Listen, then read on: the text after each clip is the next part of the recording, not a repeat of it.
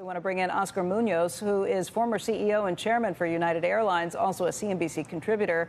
He's now the co-chair of the National Association of Corporate Directors Blue Ribbon Commission. They've got a new report out this morning that examines board culture over the last 6 months with insights and recommendations on improving boardroom culture. And Oscar, thanks for being here this morning. What's wrong with boardroom culture? What's the biggest problem right now?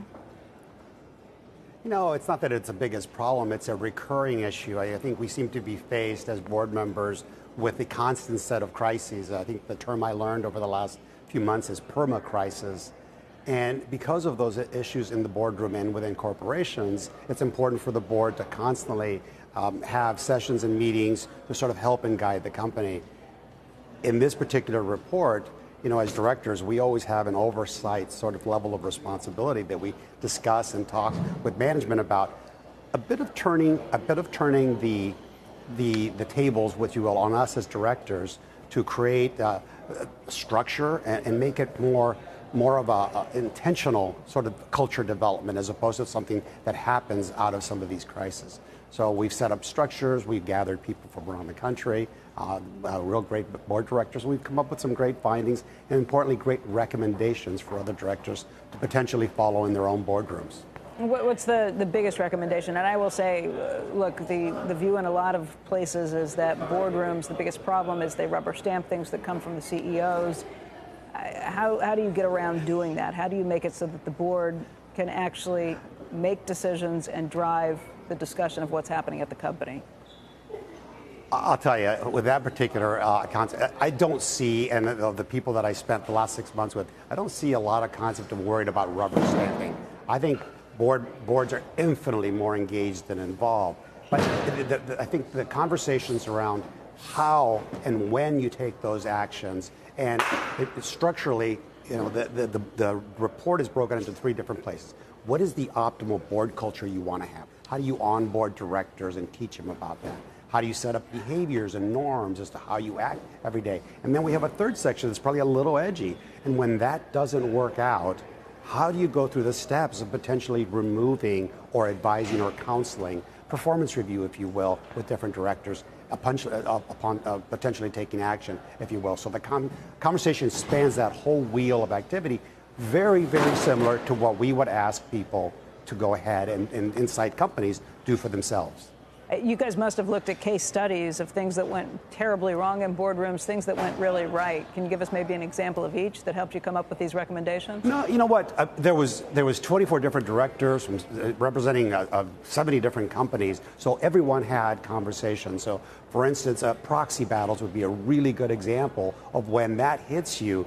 Boards have to quickly gather, get outside information, and then you have a lot of very long board meetings as to what are the next steps you take. And several more members will have more experience than others, will have different emotions and knowledge base about what they want to do. And what it creates in the initial few meetings is a little, for lack of a better term, dysfunction with everybody trying to norm and form around how you're going to deal with the actual crisis itself. And that's the thing that we're trying to fix is how do you prepare for that ahead of time so that you can be more efficient in guiding the companies that we are honored to oversee. What do you do if there is a proxy battle? Is it better to take them into the tent, try to negotiate with them, or is it better to give them the Heisman maneuver, the Heisman position? Wait, Becky, that's a particular great question, right? That's what boards have to answer, and there are many issues. I have my personal opinions based upon my experiences, but regardless, a board in its entirety needs to make that decision and do it in a unanimous way so that they can guide companies. And so what you do is up to you. And if you're well prepared to handle these conversations where trust, candor, visibility, transparency is important, and you've had that before, this makes these conversations a little easier, would be, sort of the concept of our study. Oscar, can I ask you about some news in the airline business that I imagine a board has been spending a lot of time thinking about, trying to be transparent about? We heard from Ed Bastian this week from Delta Airlines saying he's going to be rethinking this loyalty program of theirs, where he had said, look, it's just, what we're going to be doing is making it more expensive effectively to reach various tiers. That created an outcry. We've seen it almost a national, almost viral movement. And it may very well be even impacting the relationship with American Express and the like, which runs their credit card. How do you think about that, and how would you balance these two issues, which is, there's only so much space in these lounges, for example. There's only so much space up front in these planes, and yet you're also trying to reward your best customers. Yeah, it's a delicate balance for sure, because all that you said is true. All of those issues are the reasons Delta may have made some of these decisions is because of those concerns and restrictions that they have on physical space and all that. But at the end of the day, you do have to balance your customer, your important last person that does, that is so important to your business. And so from that perspective, these kind of decisions and conversations, I know from my perspective, it would be something I would certainly bring to the board and say, we're thinking about doing this.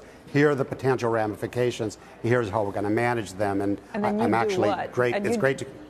Oscar, you do what in this decision? And I'd ask just because yesterday United hit me up when I was paying for a plane ticket and offered me, I think, like 6,000 extra miles if I just paid $180. Like kind of the cheating way to get to some of those levels too. So is that a good thing or a bad thing? Definitely get more revenue, but you muck up the place a little bit. To Andrew's point, what's the more important strategy to go after? I think a brand reputation and customer satisfaction and appreciation are really critical long-term values that you need to create and maintain. No, and Oscar, I think we all agree with that. The question, I think, is in this particular circumstance, and I think this is probably true for United and so many of the others, which is you have this loyal base of people who are now using the airlines. I have had a great experience recently on Delta, as it happens. But there are folks who are saying, look, you're not going to get upgraded to the front of the plane. That's for sure these days. Can't use the miles anywhere. And if you can't use the miles, does that change the dynamic? And so you want to have this great customer experience, but also you're taking away from the customer experience. And I'm sure this was the calculus for Delta, which is, their best customers were standing in line and couldn't get into the lounge, for example. I know these are all high-class problems, but what do you do about that?